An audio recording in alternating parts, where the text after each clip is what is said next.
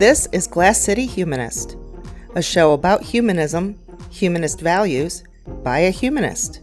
Here is your host, Douglas Berger. In this episode, we have a panel discussion about personal responsibility with some members of the secular humanists of Western Lake Erie. Then, as a free bonus, we talk about a church and state case recently before the U.S. Supreme Court concerning flying the Christian flag in front of Boston City Hall. Glass City Humanist is an outreach project of the secular humanists of Western Lake Erie, building community through compassion and reason for a better tomorrow.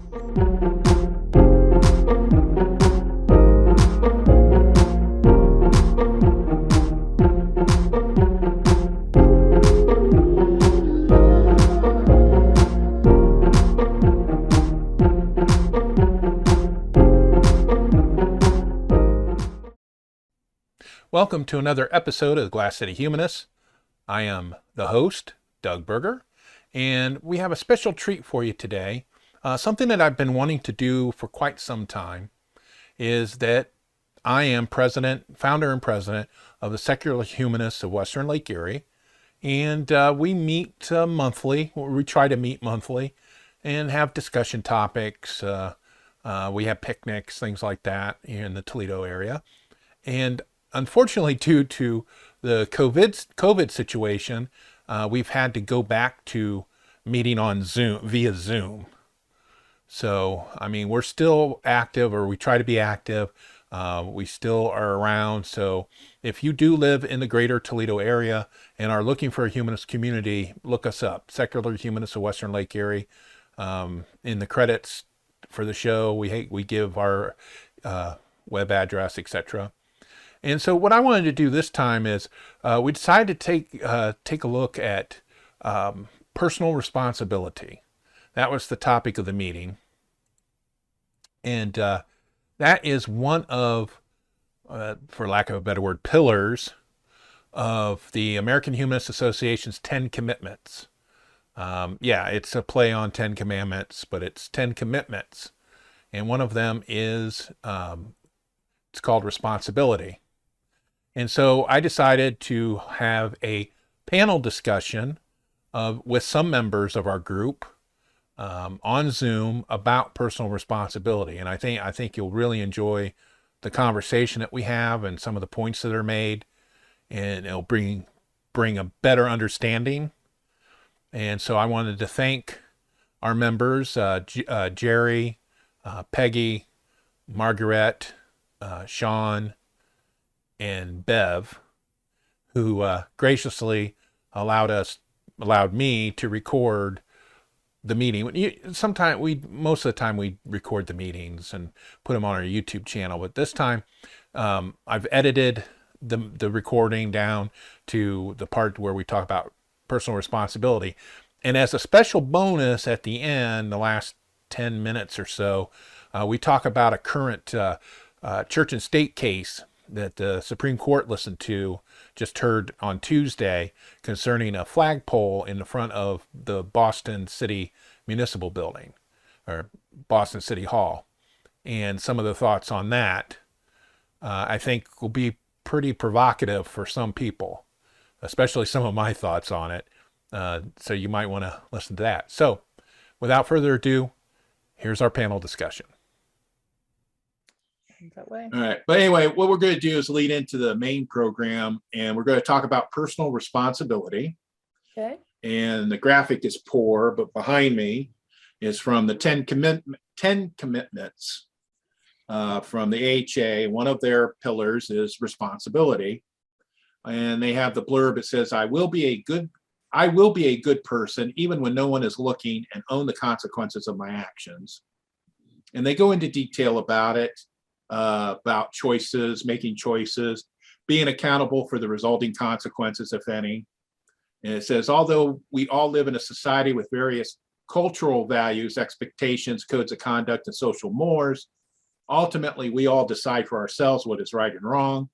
Being a responsible person involves steadfast attention to what is right and willfully bearing the blame or praise for our own actions. And so if you look into personal responsibility, it's, again, being accountable for the choices you make, good or bad. We also need to acknowledge and accept that our actions, whatever they may be, affect more than just ourselves.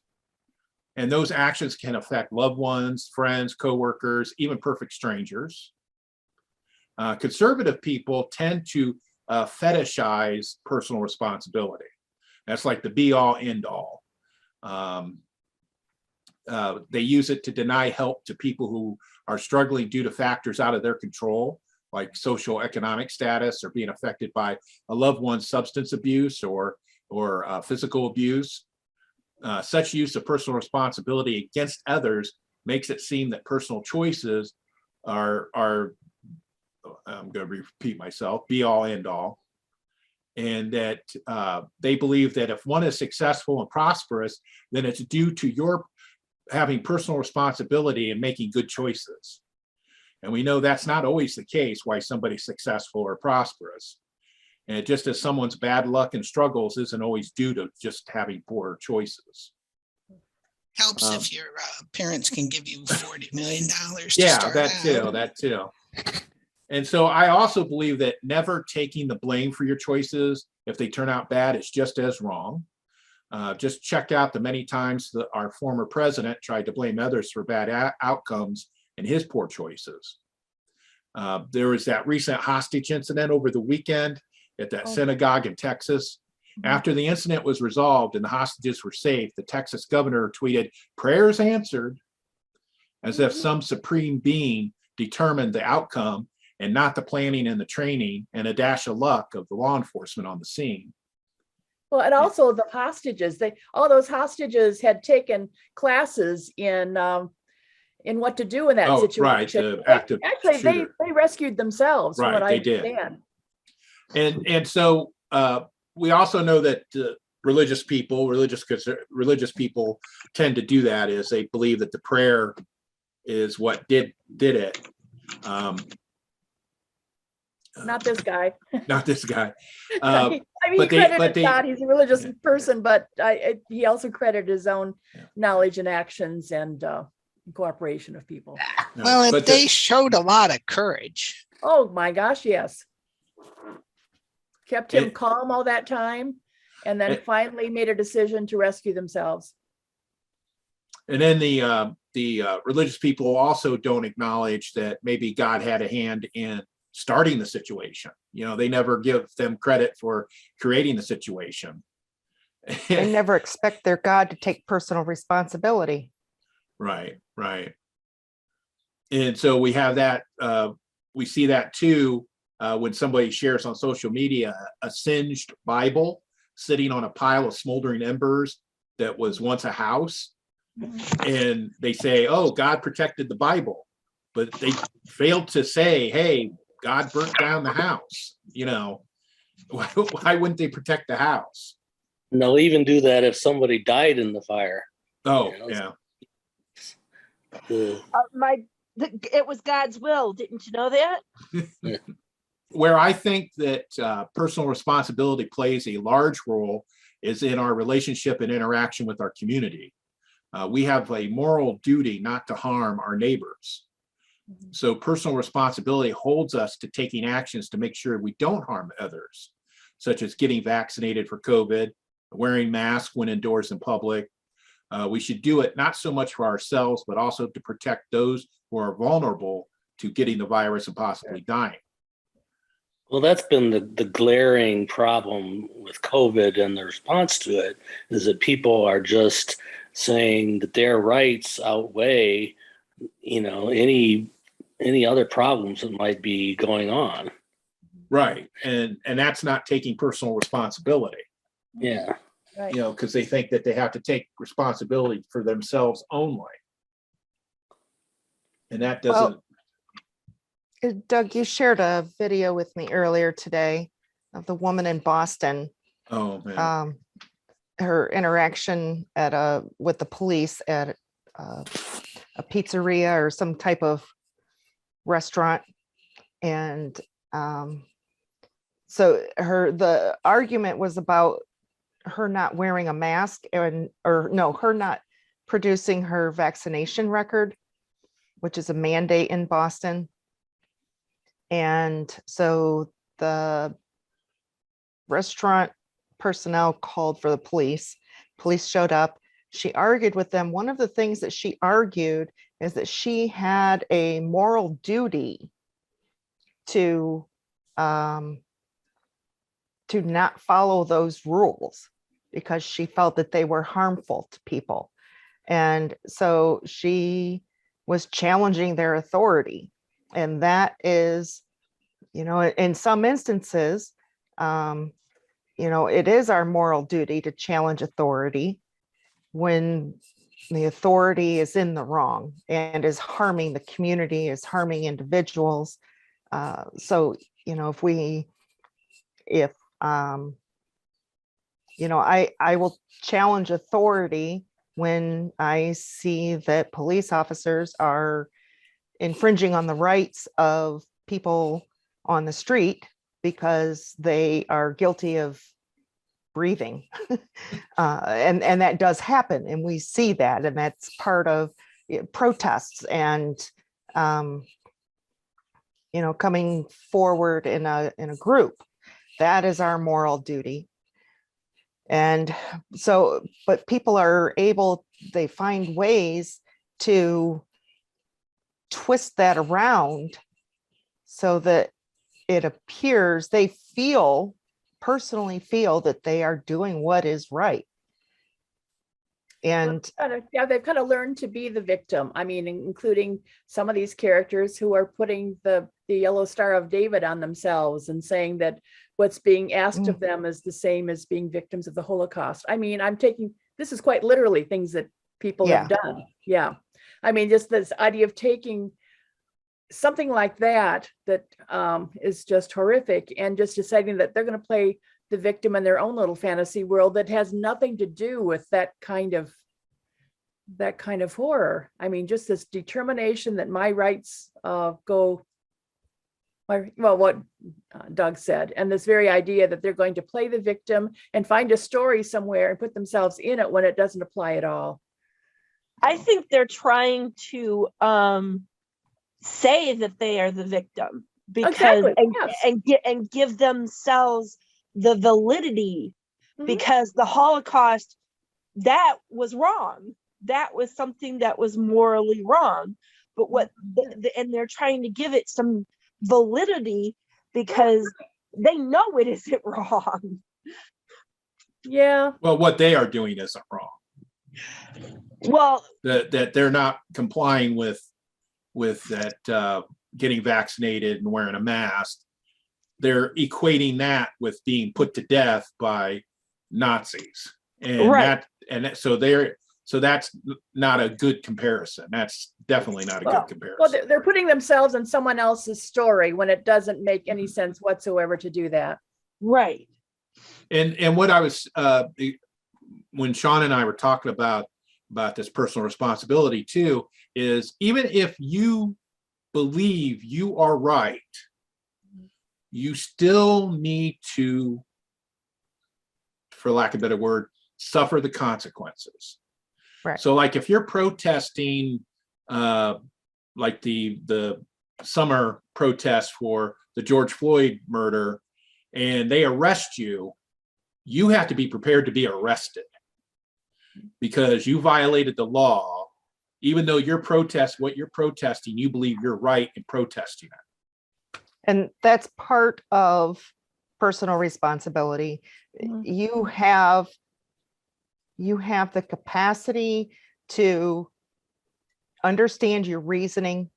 You have the capacity to use logic and critical thinking skills to make choices for yourself that may have consequences on you as well as the people around you.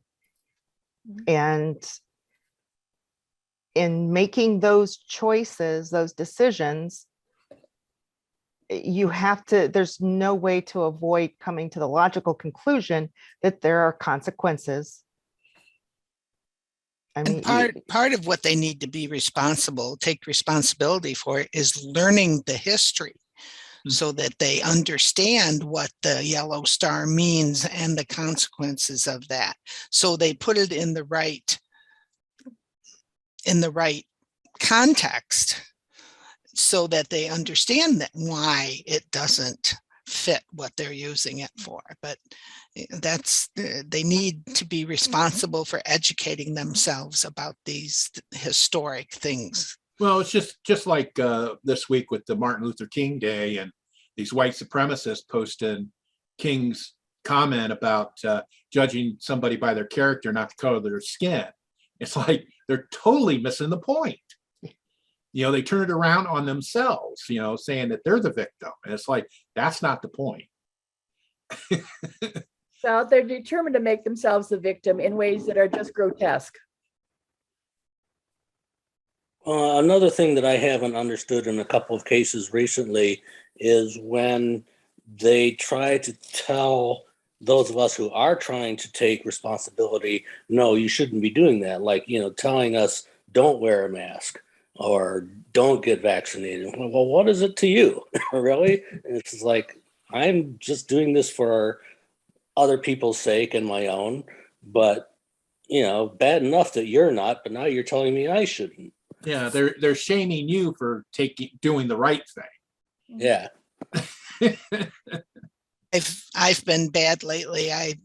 Whenever I see somebody wearing a mask under their nose or around their chin, I give them what for, because I tell them that's not how you wear a mask. You're not doing any good. You're just making it worse for everyone around you. You need to pull that mask up and wear it right. And I've gotten some people to do it. Other ones will just look at me and shrug their shoulders. But I thought, somebody has to call them on it, or they're not going to change their behavior. Yeah, the other thing too that I've seen is, there is two tiers of justice in this country. There's the justice that we receive, us lowly middle-class people receive, and then there's the justice that the rich people get. And well, I guess there would be three then. There's also the justice that the poor and people of color get. Yeah, there's at least three. Yeah. And it makes it hard sometimes, because you see somebody, let's say like a Trump, seemingly getting away with stuff, or First Energy got caught bribing a state official, and they're still dickering about whether or not that they should give that money back. It's like, what's going on? I mean, do the laws mean what they mean, or what? And it's usually the people that write the laws tend to not go by them. It's like the January 6th stuff. We've seen a lot of the foot soldiers get busted and get punished, but we haven't seen the ringleaders get punished yet. Oh, because they have to work their way up. Right, but I know, but it gets hard because that work, that is slow going, and people are like, well, if so and so didn't get in trouble for it, then why do I have to abide by a stoplight, things like that. People make those connections. And beyond that, if they were really wrong, they'd be in jail. I mean, people still think, well, maybe the election truly was stolen, and how, if they did anything wrong, how come they're still out walking around, still doing rallies and stuff? I mean, people think that, if you do something wrong and you're not punished, well, maybe it wasn't wrong after all. Maybe that was all just fake. That just sums up teaching.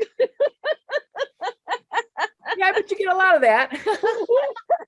Well, why does he get to do it, but I don't? Yeah. Yeah. And if the bully gets away with it, the rest of the kids are maybe afraid of him, but the rules won't apply to him. And he might even enjoy getting caught as long as he's not punished. And I think, when people are trying to do the right thing, and there are so many people who are getting away with doing the wrong thing, and it feels like the rest of the world who's trying to do the right thing, they're the ones that are suffering the consequences of the others. And because then there have to be blanket rules. People don't want to get vaccinated. They don't want to test. They don't want to wear masks. They don't want to stay home. They don't want to social distance. They don't want to follow any of those suggestions, guidelines, rules, whatever you want to call them, whatever country you're in. And the rest of the world is suffering for it because we still have to live with this. The idea that somebody can storm the Capitol, you know, groups of people can storm the Capitol and attempt to overthrow the government. And I refuse to call it a bullshit protest of whatever. It was an attempt to overthrow the government. It wasn't just trying to make a statement about a false election or, you know, not following the rules of the election process. This was an attempt to overthrow our government. It was an insurrection. And so now the rest of us are living with those consequences. Right.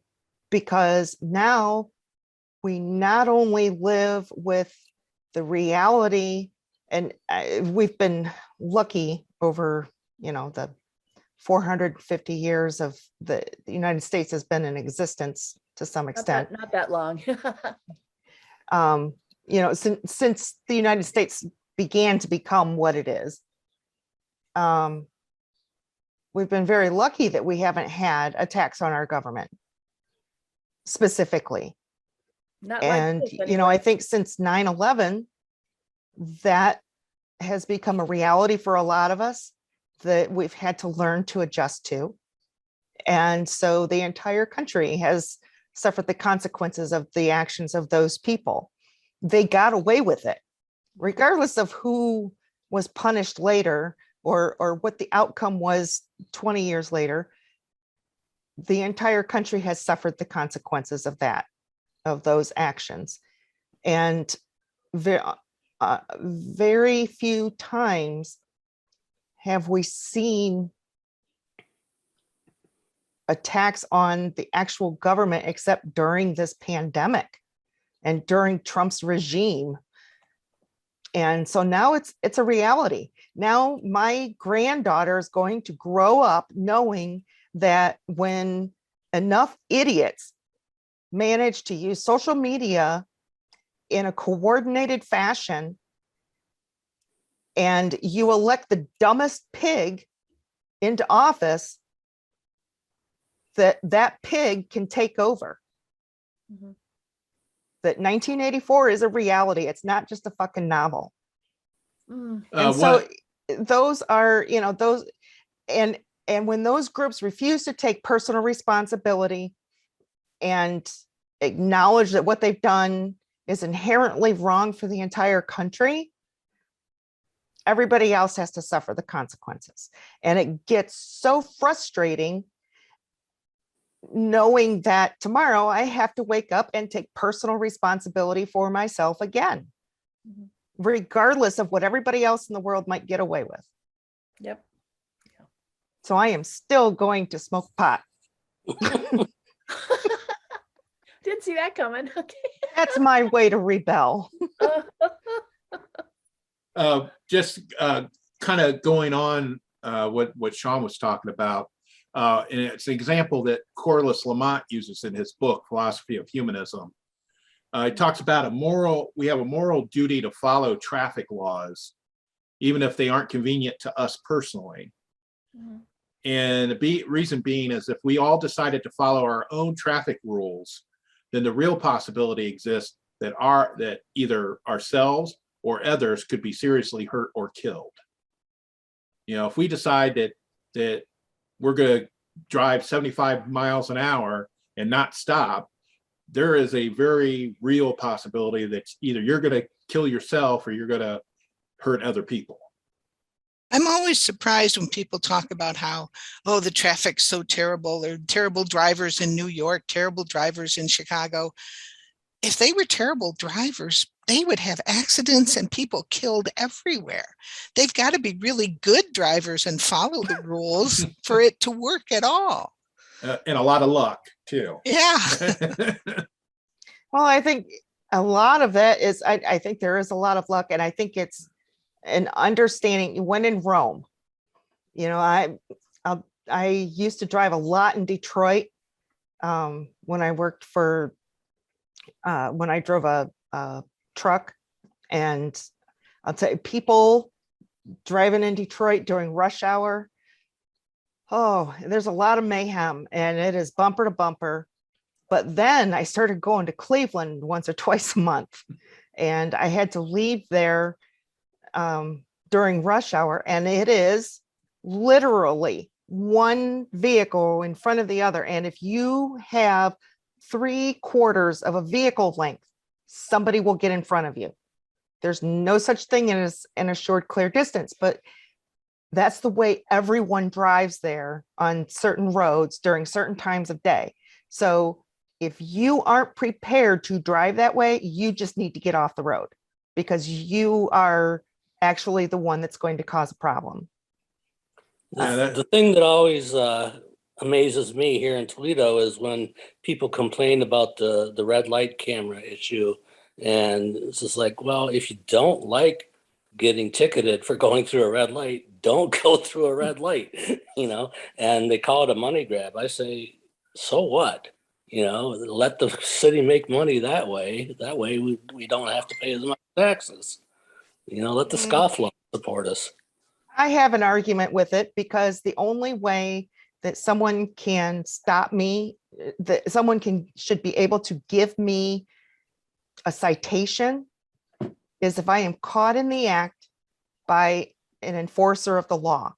And a camera cannot be an enforcer of the law. It gave me a ticket for driving through a red light when I was in a freaking funeral procession. Everybody in my family got tickets that day. So as far as I'm concerned, if you want to pay your officers to sit at intersections and ticket people, and that's how you're going to fund your police department, then you probably got a problem with your police department. Anybody else have any other comments or things that they want to add to the discussion? Okay, well, I hope everybody found this a little bit enlightening, talking about personal responsibility, and hopefully in future meetings, we'll take these slices of these 10 commitment pie and kind of talk about them more in depth and try to apply it to our everyday living. Do you like what you hear? Would you like to support the show so we can make it better? You can write a review for podcast apps that allow reviews. You can share our website, glasscityhumanist.show, with your friends, and you can donate to the show using the donate link on the website. Any support is appreciated.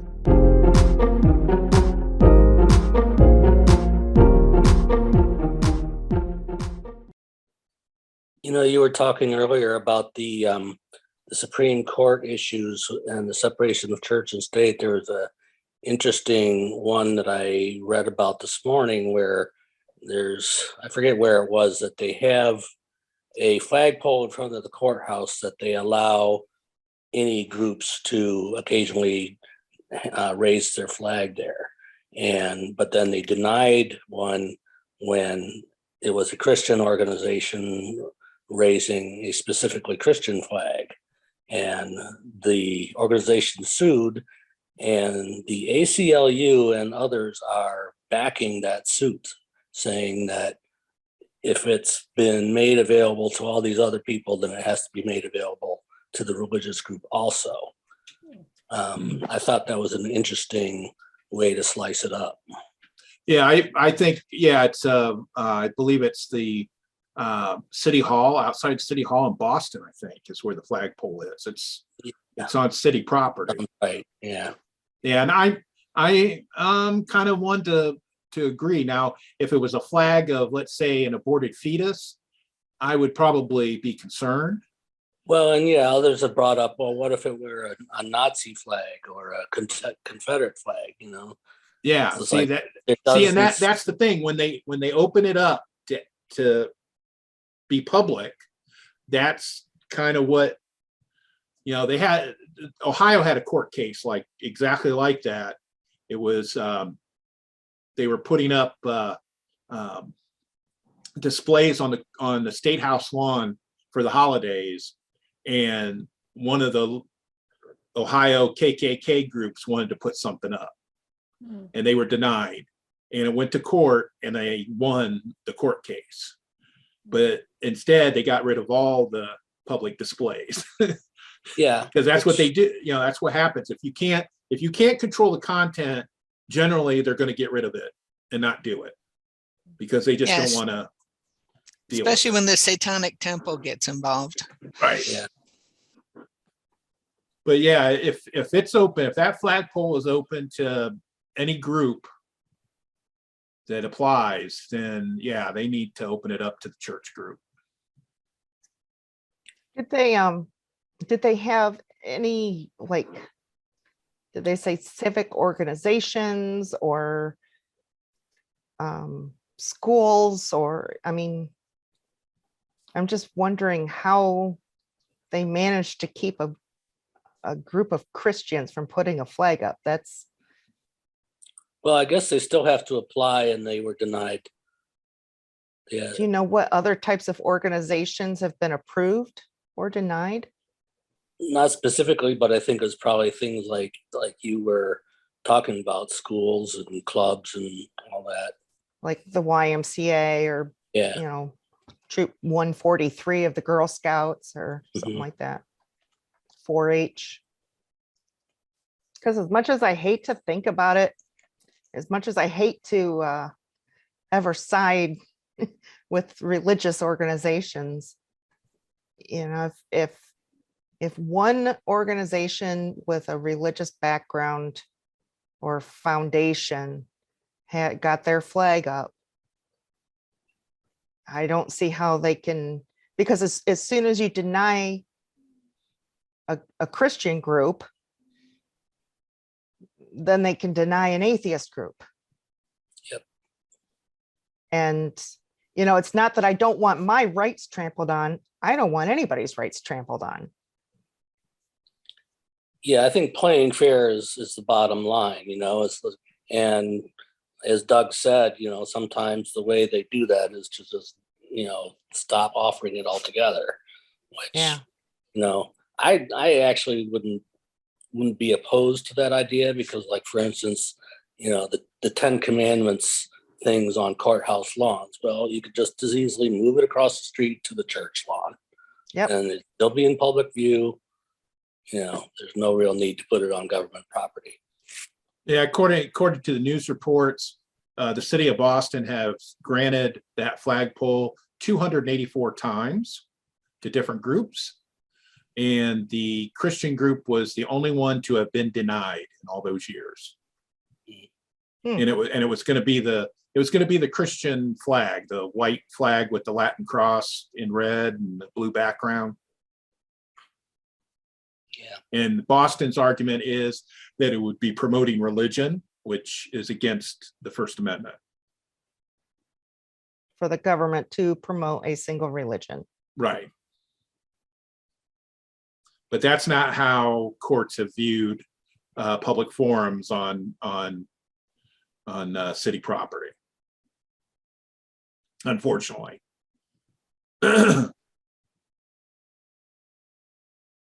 Yeah, or else we wouldn't still have the 10 Commandments in Lucas County. Right. Or the Ohio motto, with God, all things are possible. Oh, Yeah. Yeah, the judge in that case said, as long as the state doesn't point out what Bible verse it came from, then it's neutral. They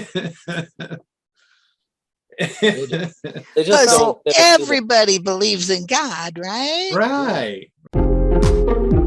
thank you for listening. For information about the topics in this episode, please visit the episode page at glasscityhumanist.show. Glass City Humanist is an outreach of the Secular Humanists of Western Lake Erie and is supported in part by a grant by the American Humanist Association. The AHA can be reached at americanhumanist.org. Sholey can be reached at humanists.wle.org. Glass City Humanist is hosted, written, and produced by Douglas Berger, and he is solely responsible for the content. Our theme music is Glass City Jam, composed using the Amplify Studio. See you next time.